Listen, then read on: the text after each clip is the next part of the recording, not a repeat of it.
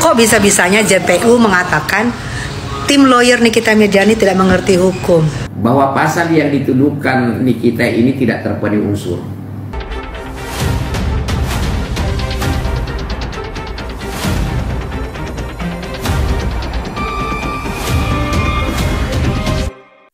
Oke guys, ternyata sidang dari Amin Nikita Mirzani ini udah selesai semua. Dari sidang terakhir itu sidang duplik ya. Sidang duplik, jadi berisi kata-kata yang sangat wow gitu ya.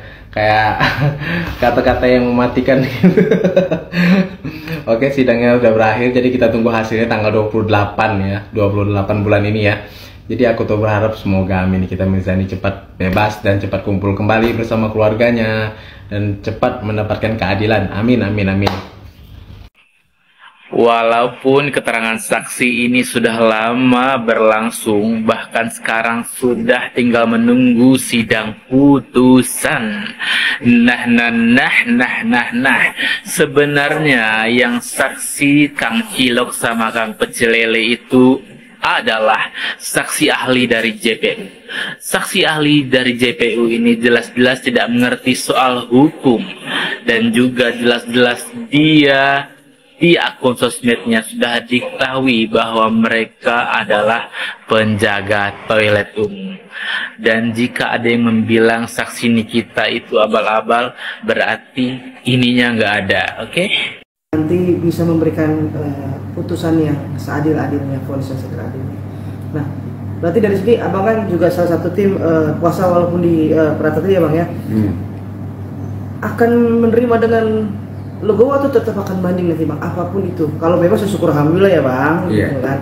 Tapi kalau tidak, itu seperti apa bang? Begini, kalau itu ya pasti saya jawabnya begini. Kali ini kan kalau saya jawab, kalau saya misalnya pengacaranya Nikita dalam perkara pidana ini, tentunya saya melihatnya ya bahwa memang di sini tuduhan-tuduhan yang dilakukan oleh jaksa ini, pertama-tama saya ingin bilang begini, bahwa pasal yang dituduhkan Nikita ini tidak terpenuhi unsur ya. Dan kedua, Nikita itu tidak melakukan perbuatan ya, memang tidak melakukan perbuatan apa yang dituduhkan. Artinya saya mau bilang begini, bahwa ada dua asas hukum di sini yang membuat kuat saya bahwa Nikita itu harus bebas ya kan, harus bebas. Toh kalau tidak bebas, minimal putusannya itu adalah onslaught ya. Kenapa saya katakan demikian? Bahwa kedua pasal yang dituduhkan kepada Nikita itu, yaitu pasal 369 KUHP junto pasal 27B ayat 2, itu esensinya di situ adalah rahasia ya. Rahasia ya. Rahasia. Apa artinya esensi di dalam perkara ini? Rahasia itu adalah dijadikan alat untuk membuka, untuk mengancam ya. Contoh misalnya, nih, kalau kamu tidak menyerahkan barang kepada saya, maka saya akan membuka rahasia kamu. Oke? Nah, saya melihat di dalam perkara ini, saya tidak menemukan adanya rahasia. Ya, kalau di dalam perkara ini peristiwa hukumnya tidak ada rahasia, berarti unsur pasal itu tidak terpenuhi. Bahwa Nikita tidak melakukan perbuatan pengancaman akan membuka rahasia si pelapor ini, karena memang di dalam peristiwa itu tidak ada lagi rahasia. Oke? Ya, itu. Nah, kedua, kita berbicara perbuatan. Nah, kita kan tahu bersama ya, selama ini yang melakukan komunikasi antara pelapor, dalam hal ini RJ, ini adalah saudara Mail ya kan. Dan kita tahu bersama kok, itu kan terbuka di pengadilan komunikasinya bagaimana. Nah, kemudian kalau di dalam hubungannya Reza Gladys ini dengan si Mail ini, kemudian ada diduga Mail ini melakukan pengancaman untuk membuka rahasia, berarti perbuatannya siapa itu? Perbuatannya Mail kan. Kalau Mail yang berbuat, seharusnya Mail yang pelaku utama di sini, dan Mbak Nikita bisa dikatakan bahwa ikut serta karena dia menerima duit dan lain-lain sebagainya. Nah, ketika perbuatan ini dihubungkan dengan asas hukum pidana bahwa tiada pidana tanpa kesalahan, dan kesalahan itu lahirnya dari perbuatan. Oke?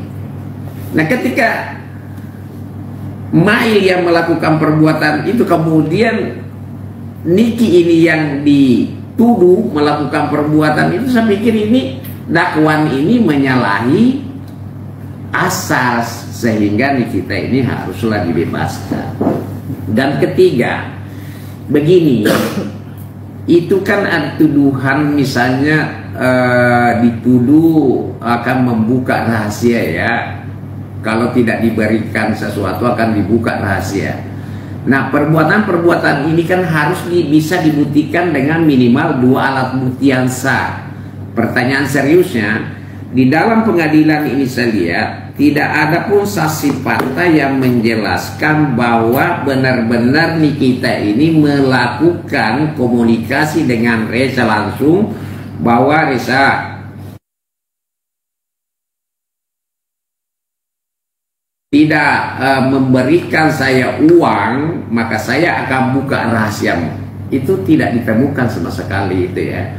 Artinya kalau tidak ada alat buktinya yang menjelaskan perbuatannya Nikita ini, maka kita mengacu ke dalam pasal 183 KUHP yang berbunyi bahwa hakim tidak boleh memutus suatu perkara tanpa minimal 2 alat bukti yang sah tambah 1 keyakinan hakim.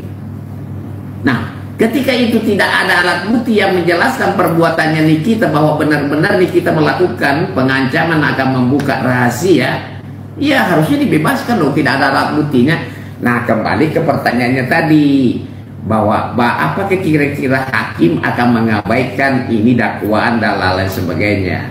Ya, bolehlah biasa dia bilang apa namanya ini dituntut 11 kemudian 20 kah, atau mengatakan bahwa ini sudah ada niat dalam, tapi kan finishnya nanti kan pertimbangan hakim menilai, ya kan, mempelajari, satu dipelajari apakah ini dakwaan ini pasal yang dituduhkan kepada si terdakwa ini memenuhi unsur apa tidak, apakah alat-alat bukti yang dihadirkan pengadilan katanya 30 biar 50.000, tapi kalau tidak memenuhi kualitas sebagai alat bukti maka itu tidak ada gunanya juga ya.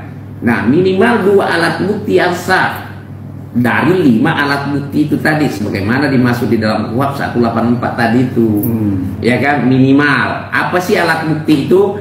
Alat bukti pertama-tama adalah saksi lebih daripada 1 orang. Kok bisa-bisanya JPU mengatakan tim lawyer Nikita Mirzani tidak mengerti hukum? Maksudnya apa sih, PU? PU, maksudnya apa sih, PU? Mereka tuh sekolah hukum loh, kok nggak ngerti hukum? Ini apa sih? Kok saling sepertinya saling ini ya, saling bully ya? Nggak boleh loh saling bully. PU juga kalau dibilangin sama lawyernya Nikita Mirzani kalau PU juga nggak ngerti hukum, gimana? PU mau terima? Apalagi kalau dibilang PU ada yang pelakor, terus PU ada yang terenggiling, gimana nggak terima? Ada lagi yang borski, janganlah saling menghina-hina begitu ya PU ya. Anda itu kan di lembaga negara, dibayar negara, masa menghina-hina lawyernya terdakwa? Kalau menurut saya itu menghina, kalau menurut PU menghina enggak? Oh terserahlah sama PU lah.